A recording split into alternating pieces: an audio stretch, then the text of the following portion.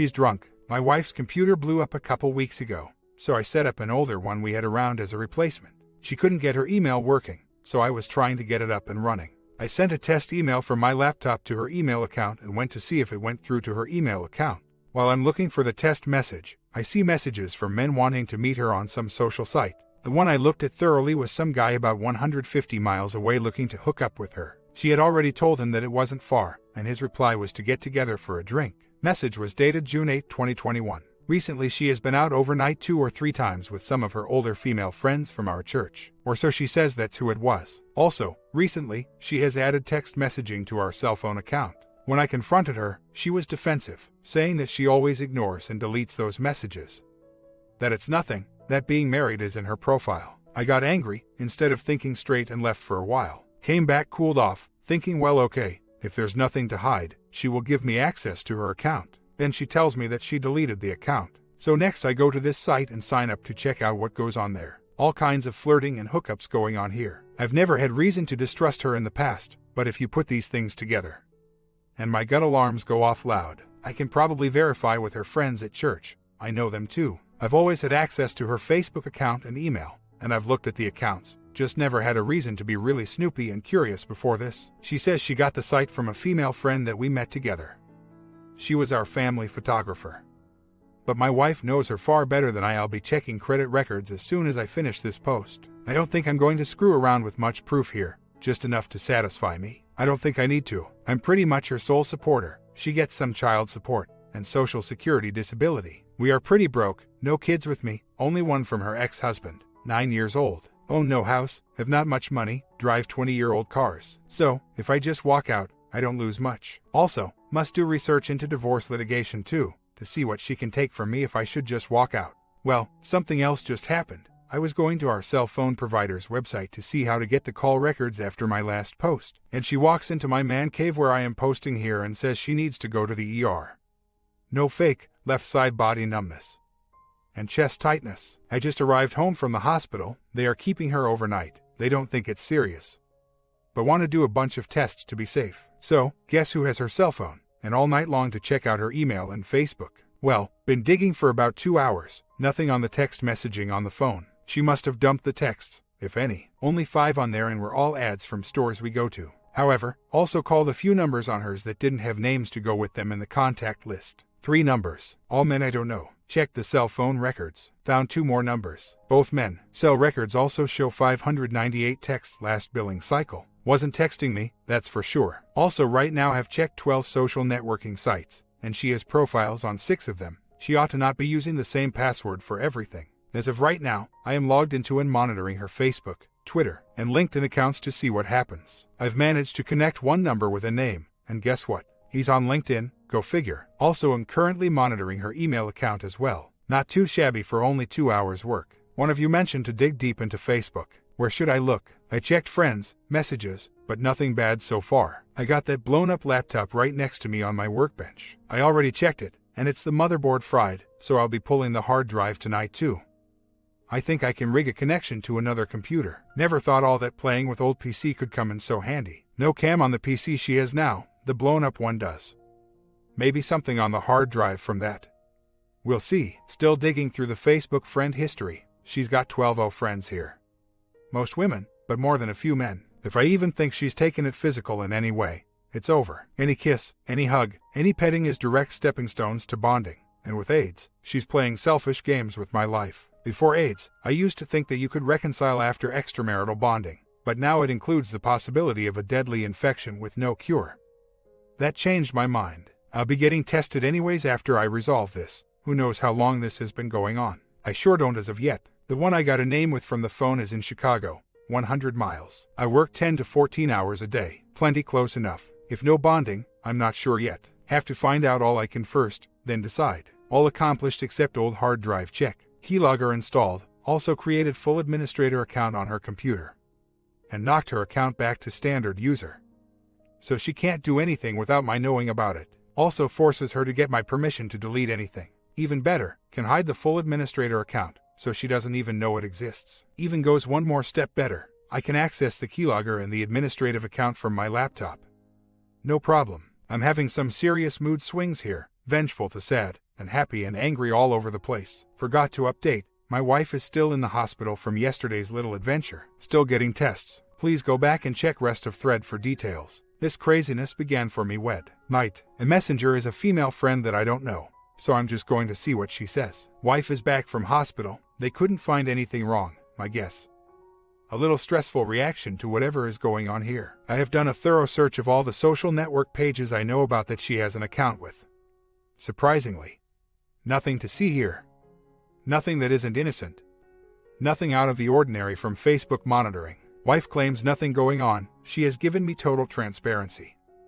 I have changed all social network passwords to new ones that only I have. The same with her email account. I have also completed phone records check. With 3 exceptions, all the suspicious calls have been confirmed as innocent, having to do with a fender bender she had last month. Both insurance adjusters were kind enough to come here on their holiday weekend to show me their business call logs.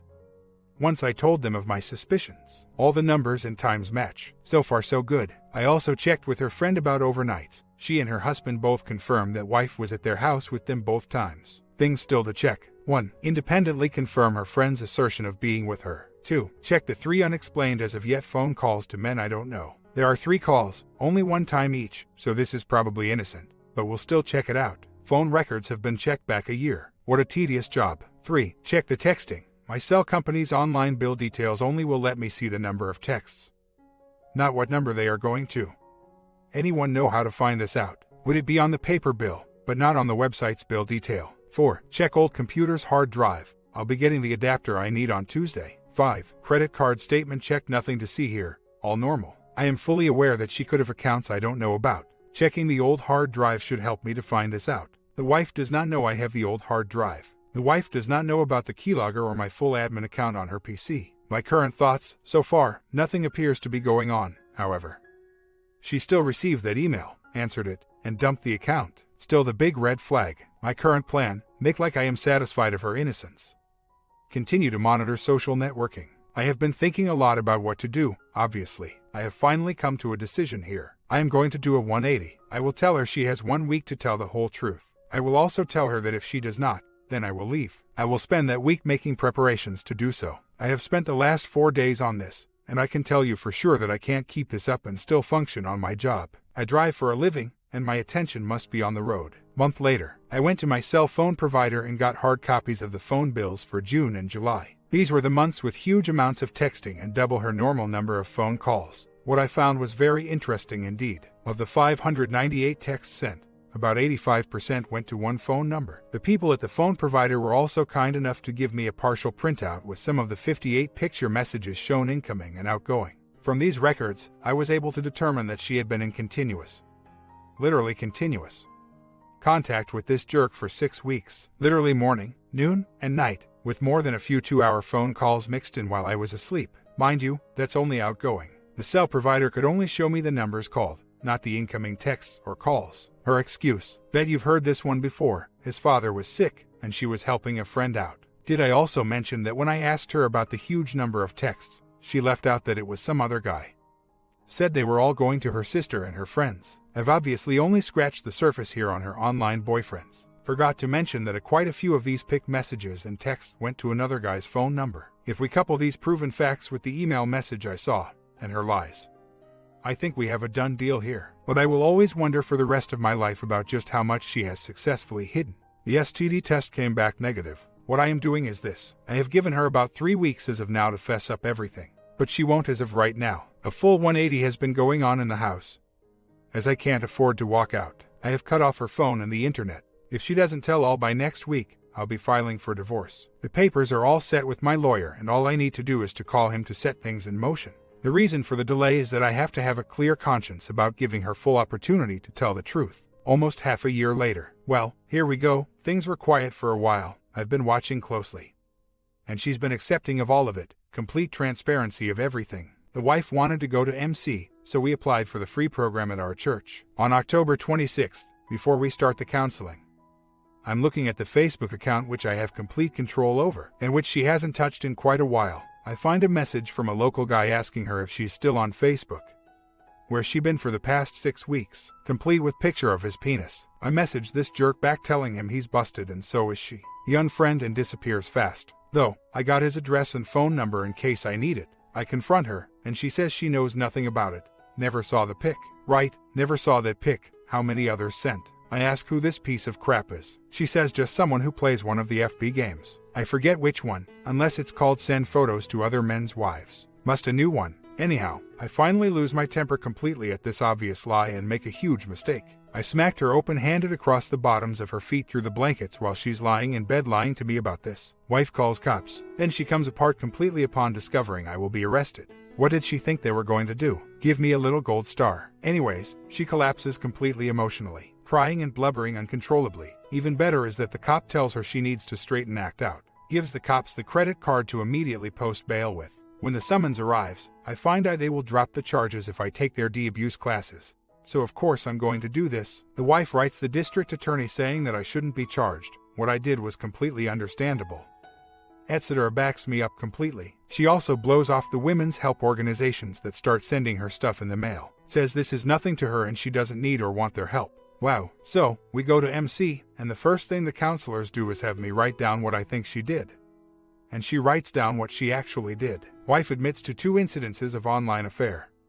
And nothing else. Counselors also tell her that all the texting and phone calls also constitute betrayal. But they seem to believe her BS tale of helping a friend. What the hell? She also states that the reason behind all this is me not paying attention to her and feeling neglected. I have to admit that this is indeed true. I have made mistakes there. But still no excuse for cheating. These counselors' attitude is good, and they are helping a lot. But they also seem to think that I should put the questions that I need answered away and forget them. So, there we sit. I am 100% satisfied that the cheating has been over since D-Day. I have complete transparency. 2 months later, a week after my last update, I filed for divorce. She spent the time since then frantically trying to change my mind, but still won't tell the complete truth. I'm done with her. I hate to admit this, but I'm rather enjoying her discomfiture. I did give her every chance to come completely clean. It's been slightly more than 6 months since I busted her out. Plenty of time. At least my conscience is clear. I did everything I could think of to save the marriage. From the stuff I found, I'm damn sure it was more than just online affair. If anyone is interested, I'll kick out the details of the last 60 days or so. Maybe it will help someone else. I contacted each of the OM and told them that I had tested positive for HIV due to my wife's cheating and informed them. When I looked at her phone a couple days after I did that, I found that each of these guys had been trying desperately to reach her. So now I know for sure there was something physical, as I don't believe they would be calling her over that unless they figured there was something to worry about. Also saw that she had answered none of their calls or texts. I hope that at least they wind up having to spend the money and explain to their wives why they needed STD testing. Childish, maybe. Made me feel better to have done something. Definitely. Compared to my marriage coming apart, getting cops called on me is a trifle to me. Also, I did not go to behind bars. She posted bail immediately. I think you are right in that she knew I would get arrested. Where the surprise came for her is when she found that she couldn't just have charges dropped. In this state, it's the DOESN decision. She is totally financially dependent on me, and for that reason alone she can't afford to have me behind bars and not working. Which is why she posted bail right away. As far as more time for the truth, well, I happen to think that I have to do what's right here. I have to be able to go on knowing I did everything possible to save the marriage, as you will see from the above recent posts that I have gotten to that point. That's why the divorce now. Last but not least, I also anticipated about her using that cop as a thing against me. That's another of the reasons I filed for divorce a week afterwards. One other thing I should point out, after D is final, she will lose my income permanently. The funny thing is that she doesn't seem to even be thinking about that. I bet she still figures I will change my mind at some point. I really wish that I had handled this as well at the beginning as I am now. Ever since I got hauled away by the cops, all my love and affection towards her seems to have evaporated. All I feel now is a very deep, cold, yet controllable anger at what she has done to me and the family. This anger has enabled me to make cold, logical decisions about my wife and the future with a real clarity. I wonder if I will ever trust a woman ever again after all this crap. My kid is hers from a previous marriage. He's my stepson. That is the worst thing. I love that kid as if he was all mine. His dad still lives close by, and I get along with him. So I should still be able to be part of his life. That part of all this really burns me. I've been with her almost 9 years, married for almost 5 years. I've been around as stepdad the boy's whole life almost. Wife is disabled. She hasn't worked since 2015. I've paid about most the bills. Raised a kid not mine for the whole relationship. And she goes and pulls this crap, and is still lying about some of it. What the hell? We don't have anything to split, really. Live in a crappy apartment with bad neighbors.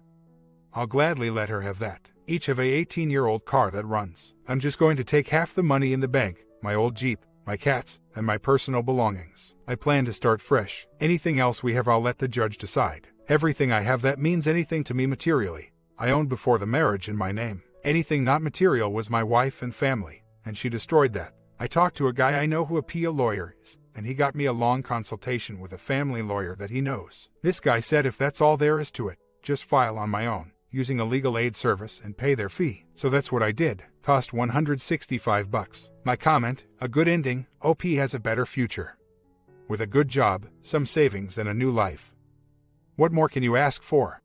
Story 2. I'm not sure exactly why I'm writing here. I'm pretty determined to go through with my divorce, but I guess I'm just looking for some support from others who may have dealt with similar situations. I'm almost 30 years old and have been married for over 5 years, but together with my husband for 10. We have a son who is 3 years old, and one on the way. I found out about 7 weeks ago that he was having an affair, which started while we were trying to conceive baby number 2 and continued after knowing we had succeeded. He even spent time communicating with this woman while we took a trip to celebrate our 5th anniversary and the pregnancy. At first, he led me to believe that it was only a friendship, emotional connection, but as the weeks went on and I was trying my hardest to understand his unhappiness and make the marriage work, more truths were unleashed. He has yet to end this relationship, which I now know was more physical and emotional than originally told. He continued to lie to me about taking time to find himself and instead spending that time getting even closer to this woman. Finally, I put my foot down and packed some of my stuff and my son and left during one of these little trysts. I was hoping to give him the wake-up call that I wasn't going to stick around if he couldn't commit to me. When he returned, I was made to feel like I couldn't return home and that he was ready to move forward with a divorce, taking that for some reason I wasn't wanted after 10 years of what I thought was a loving and full relationship.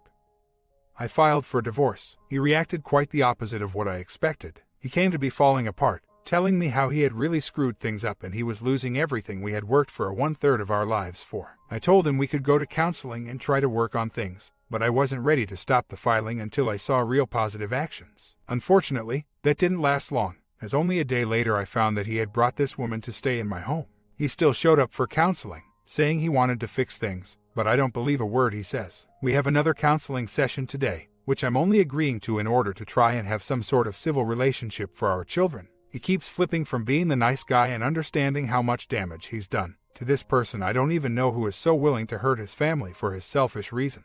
All I really want is for him to commit to one way or the other. I feel like I'm being played. I've always been there for him and supported him, and I know he doesn't have anyone on his side right now. But I also know that I can't convince him to make good decisions. I feel the most anger for my kids. My son has only seen him for about 2 hours in the last 3 weeks. Which I'm blamed for, of course. And this new baby who won't even get the chance to know what 2 loving parents is like, and most likely will not bond with its daddy at all. 1 month since I filed for divorce. I keep waiting for things to get easier, but today I've gone from feeling normal and grounded, so just plain sad. I can't help but think about the past 10 years and all the happy things. But the happy things make me anything but happy. If possible, they are harder to think about than the mean and hurtful things. I've been working with my counselor, and I know that I'm not to blame. I know that I can't fix him. I just really can't get past this feeling of loss. I know it should be him feeling this, not me. Even though I don't feel bad about moving forward with divorce. The fact that he hasn't fought for me in any way is so crushing to my soul. To feel so unwanted. To feel like this whole life together wasn't worth anything. Why is the anger so much easier to deal with than the hurt? Even before I filed for divorce, he would discuss a separation with me in a calm and collected manner. In only logistical terms, he felt we could deal with all of this without involving lawyers and wasting thousands of dollars. Knowing that I was at risk due to being a victim, and dealing with the emotional situation of being pregnant. I disagreed and got myself a lawyer. I live in Colorado, which is an equal distribution, no-fault state. I felt that everything would be handled fairly. I also wanted to make sure someone had my back in case I felt like I was being taken advantage of. Well, I'm glad I did. My STBXH continues to try and involve me in impromptu conversation about our assets. First it was the house. He wanted to try and keep it, which financially I knew was impossible. Now that he knows better after contacting a few banks, he's moved on to his business. I'm 50% shareholder of that business. I also helped him from the very beginning before it was much more than a few side jobs. Always doing the proposals and invoicing, and tax preparation and promotional marketing. I've even continued to assist in these manners since filing for divorce so that I know the business is being handled correctly. He feels that I deserve very little and wants to buy me out without involving the divorce. All I want is for every piece of our lives to be considered on paper before any give or take is discussed. I only want our divorce to be handled exactly as any other. He's dragged me through the mud so much emotionally with his betrayal and deceit, and I'm trying very hard to not make spiteful decisions, even though I probably have more than the right to do so. I want to be civil for our child, soon to be children, but he's the one causing all the drama. I kind of feel at this point that he made his bed, and if he didn't like the option of divorce, then he should have thought about that before he screwed me over. I'm not trying to be the bad guy, but I definitely am not going to bend over backward to make him happy. I'm feeling really down on myself tonight. I've been doing really good and feeling strong since I filed for divorce over a month ago. When he attacks me or blames me for his affair, I don't let it get to me, but it is waffling back and forth that is really hard. I've tried not talking to him, but we have a 3-year-old and I'm pregnant with our second. We also have a business together, so we have to communicate about administrative tasks and whatnot. Recently, during these basic conversations, he's been sticking little things and placing the blame for us not being together on others. Counselors, my parents, etc. He acts like he wishes things were different, asking why I didn't give him more time to figure us out. Not once has he taken any action to fight for me or end his relationship with the OW. He's been texting me song lyrics or telling me to listen to our wedding CD. When I ask him what's the point, he apologizes, then goes silent. I try not to entertain these events, but it's so hard after 13 years of him in my life to not want him to try. Tonight, I texted him back telling him that as hard as it was for me, I couldn't be his friend right now, but then followed it up with a message about how I missed my husband, implying that he wasn't him. In my mind, I know I'm fooling myself, and I did give him 2 months to at least just stop seeing the OW. All I got was that it wasn't that easy. Some people say I should have separated instead of filing for divorce, but I really had just had enough disrespect. Is this common for the STBX to do? Is he trying to keep me strung along? Or is it even more selfish of just wanting to know that he still can have parts of me? So, it's official, the O is now living in my home. I moved out almost 2 months ago, but it still stings. This is the home my husband and I signed papers for on our honeymoon, where we made plans for the future, where we made 2 babies and raised 1. I'm currently pregnant. She's moved her stuff in, put her things on the walls, even though the house is on the market. It feels very much to me like staking claim. My son goes there to visit his dad and now has a mommy replacement there too. It's so hard to stay strong and be the mom my son needs. But I know I have to. He doesn't have anyone else putting him first. I know I need to start thinking about me. But wouldn't that be selfish in a situation where my son and soon-to-be-born baby need more than ever? The crazy thing is that my STBXH calls me and tells me that the O is causing lots of drama, fights with him more days than not, and acts childish about his contact with me. Yet, she is still living there. I keep hearing from friends that it isn't going to last much longer. He complains about her all the time. He never complained about me in 10 years. Somehow, I keep hoping this is true. I don't really know if it's because I want him to want me again, or if I think this divorce will be more amiable without the additional conflict. I do know it would be much better for my son. He really needs his daddy right now, and all he's getting is this poor excuse for a father that he has to share with some gold digger. I keep finding myself trying to understand why he's in this relationship, and why he's acting and putting up with stuff that I know wouldn't have flown in our relationship. I don't know if it's the trying to cope mechanism, or just my own need to understand. I really feel that we were happy and was completely blindsided by his affair. I have no doubt that the O is a horrible person from what I know, but I do feel that I probably should let go of all of this soon. We have our parenting class for the divorce tomorrow, and I hope they discuss the unhealthiness of involving a significant other into our son's life this early in our divorce. I mean, our son is only now starting to come to terms with us living apart, and to have this other situation to confuse him as well sickens me. My H continues to tell me that he doesn't want a divorce. I think I believe him when he tells me that the O is going to be out of our house before the end of the week. He tells me how sorry he is for everything, but that he knows he can't change the past. Part of me wishes that he would just start fighting for me, but I know him and this won't happen. He still believes this all just happened, and I get the fact that I was the one to file divorce thrown at me too frequently. It's good to type this because it helps, but at the same time I can't help but remember my old life. Our situation was similar and different from lots of people here. I was really happy in my old life and completely blindsided by my H's affair. He tells me that he had everything he wanted in life before this happened. But then why in God's name would he have done this to us? After 10 years of a life I so wanted to have, it's over, and everything feels brand new. I'm not scared of it, but obviously like today, there are days when I feel such sorrow for what I've lost. I'm just waiting for the days when I'm happier in my current situation than when I was with my H. Well, Wednesday he called me to talk business stuff, and when I asked if that was it, he was hesitant. He reiterated this desire to be friends and be honest with me about his life so I wouldn't think he was hiding things. He followed that up with telling me he had a date for the following evening. So, he barely has the psycho out of our house. She moved in within weeks of me being gone, and already has a date. Turns out it was with a friend, acquaintance of mine. I took this as a huge bomb. I didn't really know why at first. I mean, yes, this girl was a friend, even on my short list of baby shower invites. So that sucks, but I think mostly I was holding out for him to actually try and fight for me back. I blamed his lying and cheating on the O, now only to realize that it must not have been about her. He must have been willing and ready to give up life with me before he even met the O. I know I'm not to blame, but emotionally this is so much harder than just an affair getting in the way. It means that the relationship we had for 10 years meant so little to him that he couldn't even talk with me about it. He really never did give us a chance to work it out. I loved him so much and would have done anything to make it work, but he gave up on us before I ever had a clue. So now it's about letting go. Months later, well, it's been official for 2 weeks. Divorced. I'm also moving quite along with my pregnancy. 32 weeks. After all the drama in the last 6 months, I'm trying very hard to move forward with my life. Kids always complicate things. XH has moved on twice already and seems to be baffled by my continued sadness over the situation. 10-year relationship is easy for him to leave behind. He acts as though he's entitled to make choices with this baby. I'm not saying he won't be involved at all. I want my kids to have a daddy. I'm just giving myself the bubble wrap treatment, trying to allow myself the closure I need to be happy someday and still have him in my life in a father to my kids way. He's been asking about being in the delivery room when the baby is born.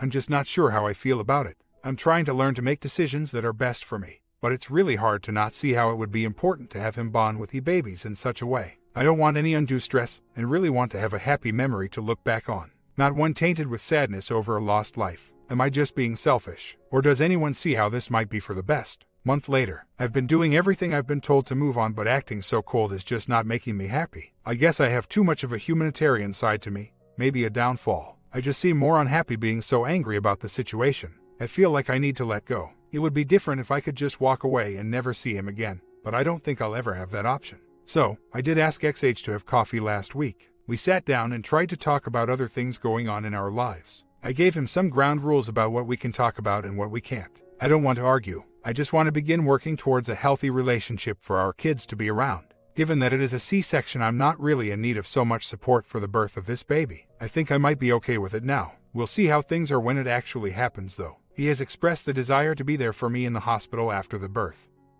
which seems good. I have one ground rule for that. No girlfriend is going to be allowed to come to the hospital to see our baby. I think he still is extremely dense about some of this whole thing. When I told him that I was going to try to be nicer and more open about our new relationship, he asked if that meant I was going to be nice and friendly to his GF now. Yeah, small steps. This isn't the girl that he cheated on me with, but I still have a huge problem seeing anyone else in that role with him. She's living in my house and playing mommy when I'm not around, so no, I am not welcoming her into my life in any way. Half a year later, visitations have just recently been getting consistent for our now 3-month baby girl. He picks her up once a week and takes her home for a few hours before I have to drive an hour round trip to pick her up.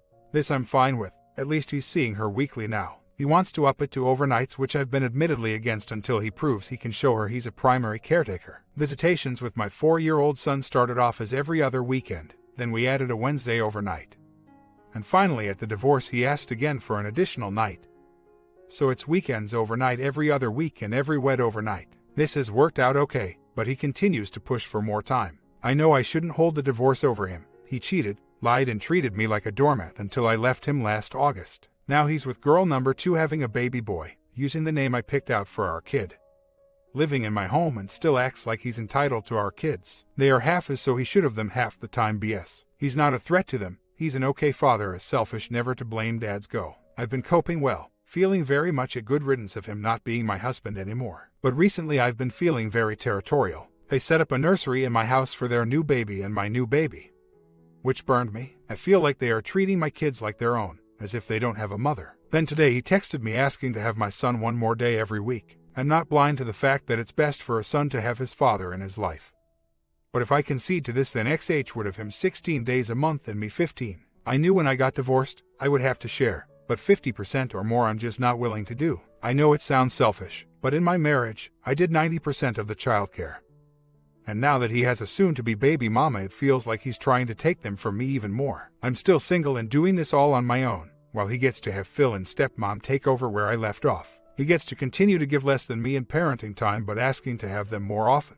I guess I'm feeling robbed of my life and my kids at this point. I really do want to do what's best for my kids. But why do I feel like I'm the only one who's doing the work? As for the house, it is for sale, it's just not moving very fast. We both agree that we don't want to give it away, and I left the house in the first place when I just couldn't take it anymore. So, it's hard to get back in once you do that. It's probably the thing that spurs the most emotion in my now though. Having to pick up my kids from a house that is still mine, but not. The GF has painted every room in the house and it even smells different. It's hard on my son too, he has memories of me and his dad together there.